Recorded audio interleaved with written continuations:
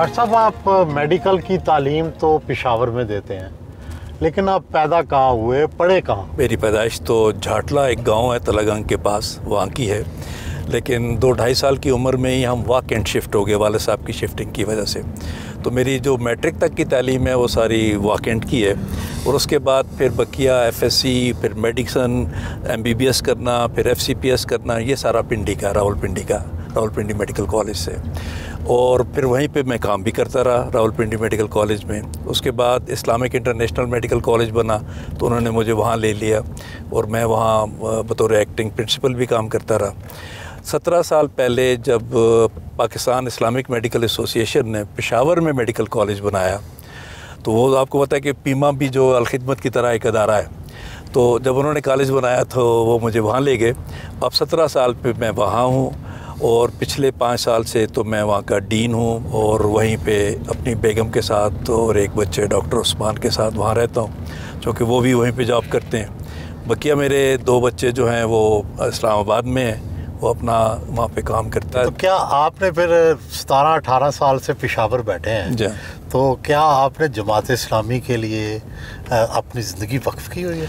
वो तो जी जब हम इस्लामी जमीयत तलबा में थे उसी वक्त ही ये ऐद कर लिया था कि अपना काम जो है, ये जो दावत दीन है और दीन हक़ को यानी नाफिज करने के हवाले से अपनी ज़िंदगी गुजारनी है, तो अल्हम्दुलिल्लाह उसी तरह चल रही है। डॉक्टर साहब, ज़ाहिर है आप तो अपनी ज़िंदगी वक्फ की हुई है, लेकिन ज़िंदगी की ज़रूरियात भी होती हैं, स्टेटस भी होता है, बच्चे रिश्तेदार भी डिमांड करते हैं, तो कोई ज़रिया आमदनी तो होगा, कहाँ से पैसे पूरे करते हैं? जी, पेशावर में हूँ, वो बेसिकली एक जॉब है मेरी कि उस अदारे का मैं डीन हूँ, तो वहाँ पे अल्हम्दुलिल्लाह मुझे जॉब वो तनख्वाह मिलती है, वो मेरे लिए काफ़ी है, मेरे बच्चों के लिए काफ़ी है। और मेरी बेगम भी प्रोफेसर है बायोकेमिस्ट्री की, उसकी तनख्वाह भी है। तो अल्हम्दुलिल्लाह हमारा काम चल रहा है। ज़्यादा कि हमने कोई तमन्ना ही नहीं की कि कोठियाँ हों, बड़े लंबे चौड़े बैंक बैलेंस हो उसके। आपके ज़ाहिर है घर तो इस्लामाबाद में है, फिर पेशावर में रहते हैं, लाहौर आए तो यहाँ भी कोई घर बनाया हुआ है जमात इस्लामी या अलखिदमत आपको रहाइश देती है? वड़ाज भाई, ये जो अलखिदमत का दफ्तर भी आपने देखा है, दूसरी मंजिल पे एक कमरा हमने मुख्तस किया हुआ है, वो मेरी रहायशगाह होती है। जितना मैं यहाँ रहता हूँ उसी के अंदर मैं खाता पीता भी हूँ, रहता भी हूँ, और उसके बाद फिर चल पड़ता हूँ मोटरवे पे। टाउनशिप में बनो काबल सेंटर पहुंचे चेयरमैन अल खिदमत एजुकेशन प्रोग्राम सैयद वकास जाफरी और जनरल सेक्रेटरी इजाज नज़ीर ने इस्तकबाल किया।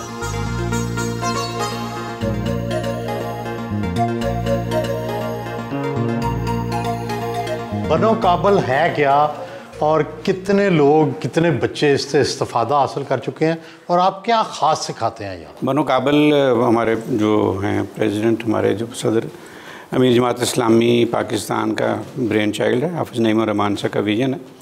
उसमें हम बेसिकली बच्चों को, जो हमारी नौजवान नस्ल है, उसको हम आईटी की तकनीक सिखाते हैं। 28 कोर्सेज जो हम इन बच्चों को सिखाते हैं। इसके पीछे हमारा जो मतमा नज़र है वो ये है कि वो बच्चे जो कि बेरोज़गार हैं, तो उनको हम ये छोटे छोटे कोर्सेज करा के उसके बाद बच्चे अपने कदमों पे खड़े हो सकते हैं, अपनी फैमिली को सपोर्ट कर सकते हैं। अब तक कितने बच्चे पूरे पाकिस्तान में आप ट्रेन कर चुके हैं? तकरीबन 55,000। तो जब वो ट्रेन हो गए हैं तो अब वो क्या कर रहे हैं? वो अपने घरों में बैठ के, जैसे वेब डिज़ाइनिंग है, ग्राफिक डिज़ाइनिंग, इस तरह के कोर्सेज़ वो करने के बाद अपना काम कर रही हैं और अपनी अपनी जॉब्स के ऊपर अपने बच्चों को, अपनी फैमिली को सपोर्ट कर रहे हैं वो लोग। कितने पैसे लेते हैं आप बच्चों से? हम फ्री ऑफ कॉस्ट करते हैं। कितनी सीटें आपके पास? हमारे पास 10 लैब हैं तकरीबन लाहौर में। हमारा ख्याल है इनको 15 तक बनाने का, और हर लैब में हमारे हफ्ते में जो है ना, हम इनको 7 के 7 दिन पढ़ाते हैं। इन्होंने लाहौर की बात की, 19 शहरों में इस तरह के काम चल रहे हैं। 83 लैब्स हैं, और जिसमें 1 मिलियन को ये काम करवाया जाएगा, जिसमें से 55,000 इस वक्त हो चुके हैं, और बकिया इंशाअल्लाह अगले आने वाले महीनों में उनको भी ट्रेनिंग की जाएगी। और ये अभी आगाज़ हुआ है तो 92 मिलियन इस पर अब खर्च कर चुके हैं, जबकि इससे मल्टीप्लाइड कई गुना ज़्यादा इंशाअल्लाह अगले महीनों में खर्च होना है, और पूरे 1 मिलियन को इंशाअल्लाह नौजवानों को तरबियत करके हम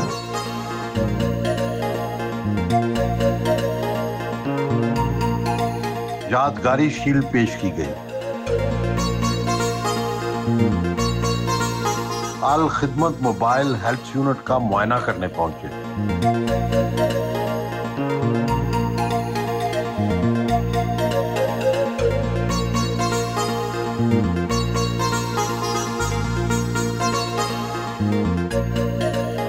ये मोबाइल हेल्थ यूनिट है, ये एक चलता फिरता मेडिकल सेंटर है जिसमें बुनियादी हेल्थ की सारी ज़रूरियात हैं। इसमें फिजिशियन है, इसके अंदर लेबॉर्ट्री है, लेबॉर्ट्री बेसिक सारी कवर करें। इसके अंदर अल्ट्रासाउंड है, एग्जामिनेशन का सिस्टम है, फार्मेसी है, इवन इसके अंदर वॉशरूम भी है। बेसिकली ये हमने बनाया था कि जो दूर दराज इलाके हैं उनमें इसको लेके जाएं, या महरूम इलाकों में जहाँ पे जाके मरीज़ को जो बेसिक रिक्वायरमेंट्स हैं वो सारी की सारी हम वहाँ पे प्रोवाइड करें। ये 15 मोबाइल हेल्थ यूनिट्स हैं हमारे पास इस वक्त, और प्राइमरली ये बने थे फ्लड के वक्त में, और इंटीरियर सिंध, बलूचिस्तान, गिलगित, जनूबी पंजाब, हर जगह पे ये मौजूद है। पिछले 1.5 साल में कोई 8 लाख से ज़्यादा हमने इसके अंदर मरीज़ देखे हैं, हज़ारों के हिसाब से मरीज़ों के टेस्ट हुए हैं। इसके हमने लॉन्च किया था safe mother safe family project के नाम से। उसमें यह था कि उस वक्त कुछ 6.5 लाख UN की रिपोर्ट आई थी कि जो प्रेग्नेंट फ़ीमेल्स हैं और उनकी कोई कवरेज नहीं है। उसके लिए हमने इसी प्रोजेक्ट के थ्रू कोई 80,000 के करीब प्रेग्नेंट फ़ीमेल रजिस्टर की थी, और जो बुकिश पिक्चर है सारी की सारी एंटीनेटल केयर की, वो उनको प्रोवाइड की थी, न्यूट्रिशन से लेकर मेडिकेशन, एग्जामिनेशन, अल्ट्रासाउंड लैब तक। और फिर इनकी बैक एंड पे को हमने 12 के करीब मेडिकल सेंटर्स बनाए थे जहाँ पे उनकी डिलीवरीज हुई थी, और अल्हम्दुलिल्लाह हमारे उसमें कोई मेरा ख्याल है कोई 15-20 हज़ार डिलीवरीज हुई। 93-4% वो नॉर्मल डिलीवरीज थी।